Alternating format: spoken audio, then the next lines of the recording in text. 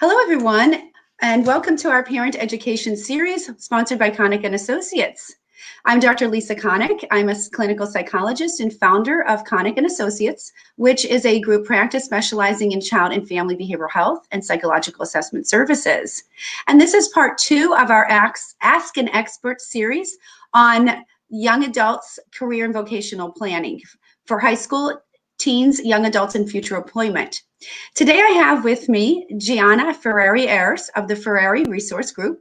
Welcome, Giana. I'm so pleased to be here today. Thanks for having me. And I'm excited to have you talking about what your group does. I'd like to introduce Giana formally, and then I'll let her talk a little bit about her business and how she helps young adults and transitioning teens into career planning and vocational supports. So Giana is a certified rehabilitation counselor, a licensed clinical professional counselor, and the president and founder of Ferrari Resource Group. Her practice provides customized support services for adults in the areas of employment and post-secondary education. Giana and her team specialize in serving individuals with mental illness, physical disabilities, chronic illness, and learning disabilities. Welcome, Giana. Thank you. Tell Thank us you so more. much. Tell us more about how you are, how people can connect with you and what you could do to help them with this transition into the workforce. Sure. So, I started for a resource group back in 2013. I was working for a school at the time. So I had my past background is working in transition-like programs and also providing accommodations for students in the college environment. And I kept getting parents calling me because I knew their family in a different way through work. Giana, can you help us? My son or daughter is now graduated from this program and they really need more assistance. My son or daughter does not want their mom or dad teaching them these skills or helping them out through the employment process. And so that's really kind of where the business was formed. I started one family at a time, and in 2017 became full-time, and now we have myself and 3 other people that work with me who also have a similar background. So really our goal is to provide customized services for people, now with and without disabilities, but disability is where our kind of niches, just due to our educational and vocational backgrounds as well. Great. Now, I think we have a lot of people that are in this boat right now where they're either planning, this is their senior year, they're going to be transitioning out of high school into the job market, hopefully, coming up this spring. And also people that are already have been in this boat over COVID and haven't been working and would like to know how can they be supported in job training and support and job selection and career development. Are those all aspects of what you do? Definitely. So typically, if it's a young adult, we're getting first a call from mom or dad, learning more about our services. So we always offer 20-minute complimentary consultations. Now it's over the phone and via Zoom. And so we kind of talk about what is their situation, because not everybody is alike. Regardless of what a diagnosis is, whether they do or they don't have a diagnosis. But what we find in common is that these are clients, young adults or adults, who are finding that they just need extra help, whether it be starting from determining what's a good fit for them. So we do have kind of an assessment piece to what we do. Then we help with job readiness services. So what that might mean is helping them with the technical writing, so resume, cover letter, helping them, how do I communicate on a professional way with a potential employer, and walking them through that process if they have questions or concerns along the way. And then also helping them, again, prior to that would be the interview, and helping them to really develop those skills, because a lot of high school students have developed so many academic skills, but this is an area in which they really need extra support. So you can kind of think of us as employment tutors. Which is an interesting concept. I think there are a lot of social service agencies, Department of Rehabilitation Services will support individuals, but they need to have a specific disability. And it sounds like for your group, people can connect without those formal, I guess, labels. And Yeah, that's a good point. So, in order to work with us, you don't have to have a diagnosis. Typically, when you work through a state-funded program or another organization, you do have to go through steps. And sometimes that can take a very long time and it can be tedious. We certainly consult families when we think it's appropriate that they go that way, how to go about that process to make it most beneficial for them. But typically we're working with those individuals who don't quite fit the mold of another agency because we are so customized. We work one-to-one with our clients. We don't have large caseloads. So they're really getting a different level of support than what a typical agency might be able to provide. And with your background, Giana, and your group, I mean, you have a clinical professional counseling, background. So that's what we do at our practice. We coach people, we do therapy.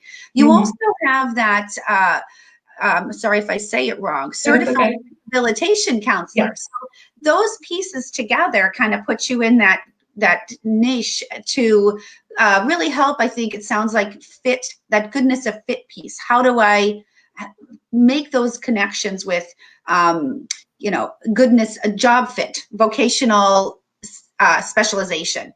Yes, and because myself and I have two other wonderful people who work with me who also have a counseling background, and so they're licensed as counselors, and so we kind of approach it in a different way than a typical career counselor might.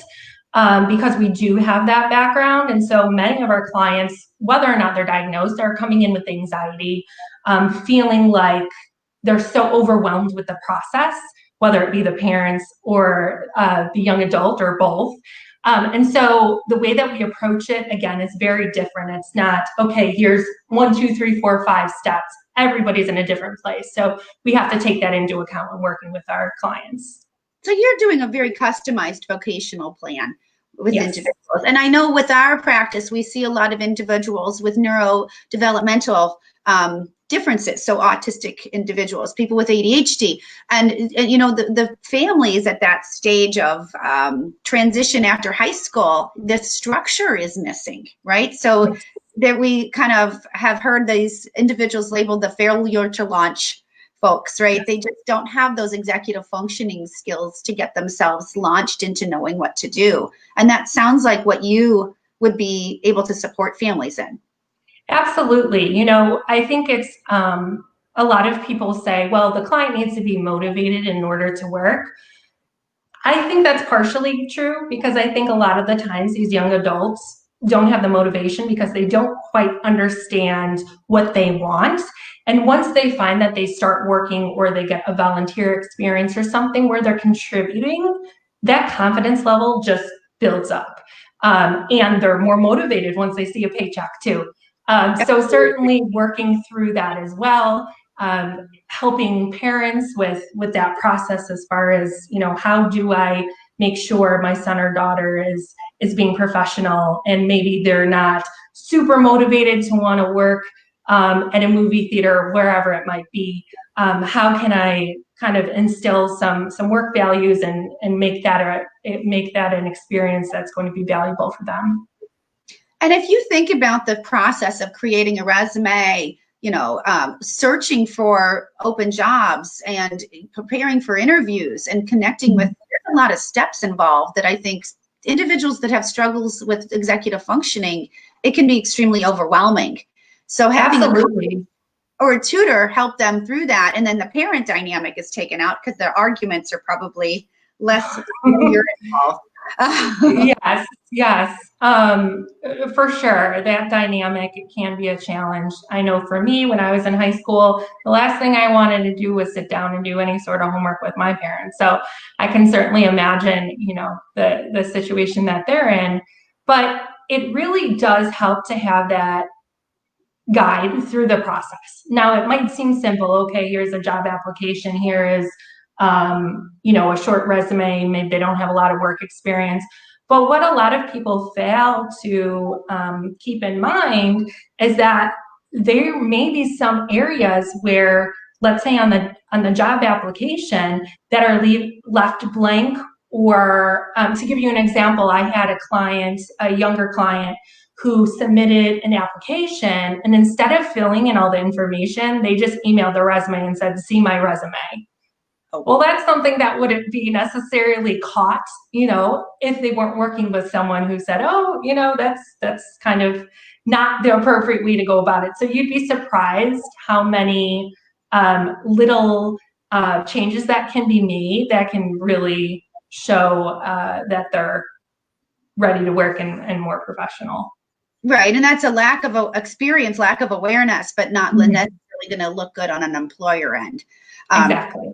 We have some questions that I think will be helpful for our viewers today, Giana, and I'm going to go through some of this because we're talking about teens and adolescents kind of transitioning too, so high schoolers. One of the questions is, how can I support my high school son or daughter for work?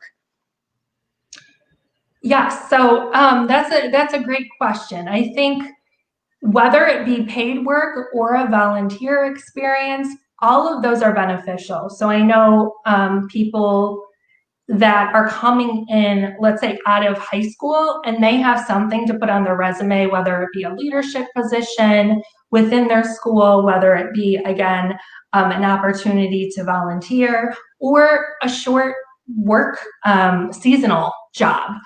Those are all really helpful, because I know a lot of kids nowadays have so much on their plate, whether it be for these standardized tests that they need to take for college, or being in AP courses and things like that. And I think sometimes the parents feel as though their child isn't ready for the work world because they spent so much time on the academics. So it's always important, as far as supporting your son or daughter, that they do things outside of school. And that could even mean every Sunday you go as a family to feed my starving children, and you do an hour of volunteer work. That really helps in developing skills that are going to be beneficial for work, like teamwork, responsibility, professionalism, and it also helps them open a network for themselves, right? Because I think a lot of young adults don't think about, I really need to create my professional network. That's not in the forefront of their mind, but it really is helpful. What if they need a reference or a recommendation letter? They'll know where to turn because they've already shown their skills in front of that person. And I think that is important, because a lot of kids are involved in sports and AP classes, and they don't have the extra time. But those volunteer opportunities can transfer into a stronger resume than just leaving that blank. So, I think that's something important to keep in mind. Tell us about soft skills, Giana, and how practicing soft skills can be practical and helpful for preparing teens. Yeah, absolutely. So soft skills are probably those skills that are the hardest to teach, just because you typically come in with the experience that you had of others around you, and how they act, right? And you kind of mimic what your environment is. And so it's really important that soft skills are worked on no matter what age. And so those soft skills might mean professional communication. It can mean body language. What type of body language am I showing off in a potential interview, right? So what am I doing right now in order, or that is beneficial, or what do I need to work on? So soft skills are great in interviewing. It's great whenever you're working with the public. So there are many different types of skills that we work on to make sure that our clients are well prepared. And of course, there are clients who that's really difficult for them, right? So we have some clients who are on the autism spectrum, where soft skills, are the biggest challenge for them to have to really think about. So practice things like eye contact, Giana, absolutely. And abrasiveness versus, social etiquette. Those are the soft skills that you're referring to. Absolutely. So, it's very important, especially now, because there are just so many applicants coming in for these jobs. Soft skills could be one thing that can set you apart from other people. And it might not seem like a big deal, but it really is. to the interviewer. So let's see, another question that we had is, my son or daughter graduated and doesn't know what they want to do. How do they start? Mm-hmm. So that's another good question. What we do here is we can offer an assessment to see what is a good match for them. So we do all interest and environment-based assessments. So for example, how do your interests align into different work environments? And then within those work environments, what's a good fit? So for example, if you were to thrive when being on a team, you're probably not going to want to be in a job where you're going to be working independently all the time. So those are things that we have to take into consideration, not just, would you like it, would you not like it? Oftentimes we do we connect clients with people, professionals in different industries, so they can either talk to them through an informational interview or a job shadow, ideally. Now it's a little bit harder with COVID, but they can really get some more insight into what that job is like. And that's really beneficial because they're kind of getting a bird's eye view into, can I see myself in this position? So I would say there are plenty of ways that we go about trying to find a match for clients that have more significant needs and need to be assessed based on taking into consideration their disability in some other areas. We also refer out for some more extensive evaluations as well. So it would be of value to you just to kind of let people know if they have had assessments, because a lot of times we do get those individuals who are in the transition space and we do a re-eval, how is their cognitive functioning and their executive functioning skills, so that we can look at strengths and weaknesses. Parents should be providing that to you. To get some history and some background on, those strengths and weaknesses, so that you can integrate those with those vocational assessments. Absolutely. So if you're going to evaluate spatial reasoning, whether it be mechanical reasoning or the different areas in which you assess, they're going to be helpful on the employment end, because how do those scores, or how do those performance, do we need to consider that when it comes to choosing a work environment for that person? So we certainly want to set everybody up for success, and we don't want to go just based on interest, right? So I might want to be a surgeon, but I know that I don't really have the capacity with the math and science for that, right? So by doing some testing, we're able to get to know that client a little bit better and be able to tell them realistically what their future might look like as far as work, or what sort of supports they might need. And I do think it's interesting to be flexible too, because they may not have that skill set to be in a very specific job, but they might be able to do something aligned with that. Exactly. Interest. Exactly. So I had a client who, she was lower functioning, I would say, had a few different disabilities, and she wanted to be a veterinarian. Well, the first thing was not to say, no, you can't do that, right? So we went through the process of, okay, what does a veterinarian do? What sort of education does a veterinarian need? And we kind of went through all that process, and she kind of determined herself, I don't know if I want to go to school for 10 years. But in addition to that, I asked, what about being a veterinarian do you like? And she just wanted to help animals. So we were able to connect her with working at an animal shelter. So again, those are some transferable skills or transferable interests that you really have to get down to what does the client want, and can that be fulfilled in another area? And I think that's going to make a very good connection. She's going to be a very good employee if she finds that work of interest and rewarding. So that's a great example of a good fit. Another question we have, how can, and you talked a little bit about this, Giana, but how can parents with a son or daughter with disabilities prepare for their future employment, and what are their options?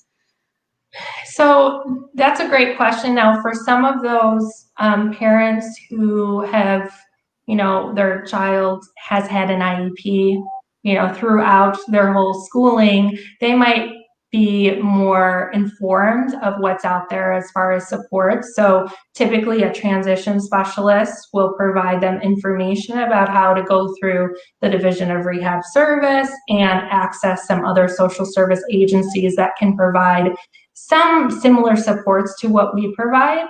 However, what we're finding is how clients find us is because they're looking for more individualized assistance, again, with a smaller caseload of people, people who do have a background specifically in rehabilitation counseling.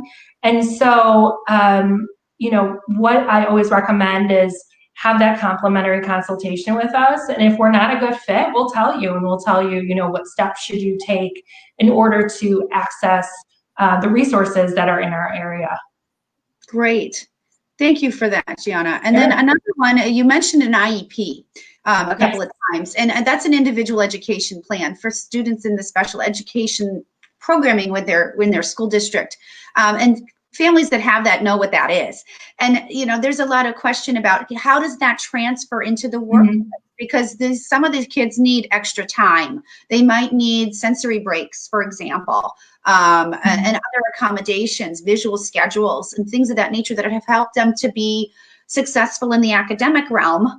But then their anxiety is, how do we ask for those accommodations, or do those translate into work settings? What would you recommend for families? Sure. So with the IEP, it really behind it is how can we make this child successful, right, in education? When looking at the ADA, when it comes to college and also the workplace, we're looking at accessibility. And when you talk about ADA, you're talking about the American... Yes, with Disabilities Act, right. Yeah. So that applies when it comes to work, and it applies when it comes to post-secondary education. And so an IEP doesn't necessarily transfer over to those areas, but some of the accommodations that they may have received in high school can be similar in the workplace. So for example, I have a client who was working at a movie theater, and in his role, he was standing. That was part of the job. Well, he couldn't do that for more than an hour at a time because of his medical history. And so what I did when working with his employer was we did a accommodation request, and typically that goes through HR. So once he did, once the hiring process, once he was offered the job, we said, okay, well, these are some of the accommodations that he would need. So we did that, and he was able to use a chair. It's a very simple and inexpensive or no cost way to meet the need of that particular client. And certainly that process as far as how do you ask and what's appropriate and what should you say, what should you not say, those are all things that we work with our clients and kind of go through how do we want to best approach this. Some clients who have an invisible disability choose not to disclose, and we certainly discuss the benefits and possibly, the negatives and not explaining it once you get the job. So certainly that could be a whole nother hour to discuss, or more to discuss that area. And, I think that's a very good question, because I think a lot of people that have a diagnosis and are well informed about their diagnosis and do know their strengths and weaknesses and what they can contribute to a job site are anxious about is, should I disclose this to my employer? At what point in time do I disclose this to my employer? And I do, we work on a therapeutic level with that dilemma. And I don't think that there's a cut and dry answer. Would you agree with that, Giana, that it is going to be, unique to the person and the job site and the type of jobs they might be applying for? Or do you have a recommendation for when that should be disclosed? Sure. So, to kind of protect your rights and making sure that the employer is following the ADA and making sure that you're not given the opportunity because you need supports, we always recommend waiting until you do get that job offer to discuss accommodations. Now, is that reasonable in every situation? No. I had a client recently who clearly had some communication weaknesses, and I was actually speaking on behalf of him in situations and talking with the person who was interviewing him. And that's common in a lot of these situations. So in that, we did have to be a little more open in terms of, why is this person communicating with me, right? So there are sometimes we can get around it and sometimes we can't. And I don't want to say that there's the best way to do it, because everybody's in a different situation. But I would say if you're able to, again, fulfill all the requirements of the job and what they call, what your essential duties are, and that's when kind of we come in and determine, are you even applying for a job that you could have an accommodation, if it's reasonable? Is it so for example, let's say you wanted to be a surgeon, but you didn't have use of finger dexterity. Well, that you can't accommodate for that. No. So first, starting there is really important to make sure that is a reasonable job for that person. And then once you make that determination, then you can decide, how do we go about disclosing and what accommodations do we need? So again, it's up to the individual if they disclose, but certainly if they need an accommodation, they do have to disclose with human resources, so that they can get that accommodation. Good, thank you. Mm-hmm. And another question, this kind of goes into what you were just saying. How do I know if I'm doing too much? I think this is a parent, right? Am I doing more than my kid is doing to get this job? And what is, do you recommend the parent calling the employer when issues arise? And we have that question a lot, where we're trying to, we may have a client with social difficulties, and we know that they are struggling with maybe some social etiquette, and it could be confusing to their coworkers, and the parents like, I really don't know what's going on at work. Should I call? What do you think? Right. I would say, as far as employment is concerned, it's never a great idea to have your family intervene. Ideally, you're going to have a job coach, or you're going to have some sort of support to be able to be that liaison. And we do a lot of liaison services where we are kind of the conduit between the family, the employee, and the employer. And employers love that, because they get overwhelmed, or they're not really sure, because they never hired someone with a disability before. So knowing that they have someone to turn to is really helpful. So for example, I just had a client in before we spoke, or we're speaking now, and their employer sent me an email and said, Tommy, not his name, but Tommy hasn't completed his background check. Can you check in with him and make sure he got the email? So Tommy was having trouble with his email, but he didn't communicate that to me. So I was able to give him a call, let him know that, the email came through, how can I help? He actually came in here and we completed what was needed for that employer, so for his new job. So again, I would say parents would not be the first type of support that I would use when it comes to employment. I certainly understand that there are always, those outliers that's really their only access to support at the time. But again, having a job coach, having services where someone is in between is always most beneficial. And we've had those experiences too with clients where the parents are feeling very reluctant to intervene. They recognize it's inappropriate. But unfortunately, with communication challenges in some of our clients, they're not necessarily advocating appropriately with their employer, and there's miscommunications, and they end up with jobs. So this is where I think your role is extremely important, at least in the early stages. And do you see that shifting, Giana? Do you kind of start more heavily with a client in the beginning and then fade out of the picture? Time. I think so what I like to tell clients is the goal is you don't have to see me, right? So we're setting you up for success, and that typically starts with meeting on a more regular basis. If a client is, searching for a job and really motivated to want a job ASAP, we might meet once or twice a week. It just really, really depends on where they're at. but definitely, the idea is that we're out of the picture. So now a lot of our job coaching type services, typically, you'd be on site doing demonstrations with the employee to help them with their role. All of our job coaching right now is virtual. So what that means is we're typically meeting virtually with our clients and discussing any communication issues. Like I said in that example before, an employer might call us or might send us an email to try to help with the process. And most of our clients are, I would say, more on the higher functioning side where they don't need as much on-site support. Typically, we will refer those clients out to another support that is more appropriate, because we certainly want to make sure that they're going to be, in the best situation possible. We don't want to say that we can do something and then not fulfill it. So we want to make sure that they're getting the appropriate support.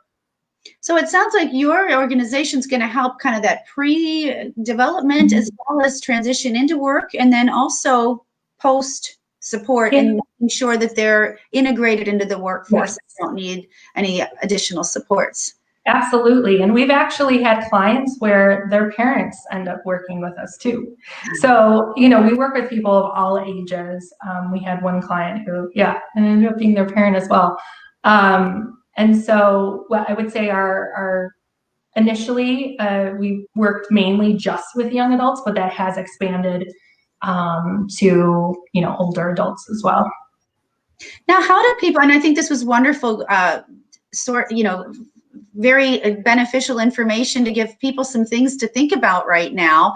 And how can people that are interested, Giana, in connecting practice get in touch with you right now? I don't see any additional questions being posted. We'll give people the opportunity to do that while we wrap up here.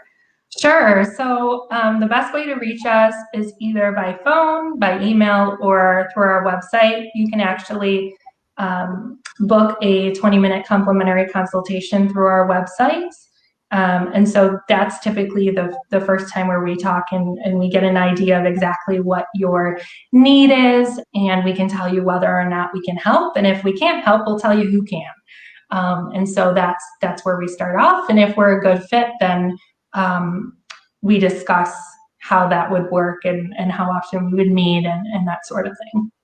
And we'll post the website on the Facebook page. And can you share that with us too verbally? Sure. What's the website? Sure. So our website is just FerrariResourceGroup.com. So my name is at the bottom. So Ferrari, like the car, resourcegroup.com. Great. And anything else, if there's any other resources that you can think of, Giana, that might be beneficial as we are wrapping up, please feel free to post those for families as well. And if they have other questions, they can contact you. And we thank you for your time today. Sure. Thank you so much for having me. And thank you for viewing. And we'll wrap up for today. Thanks again. Thanks. Bye-bye.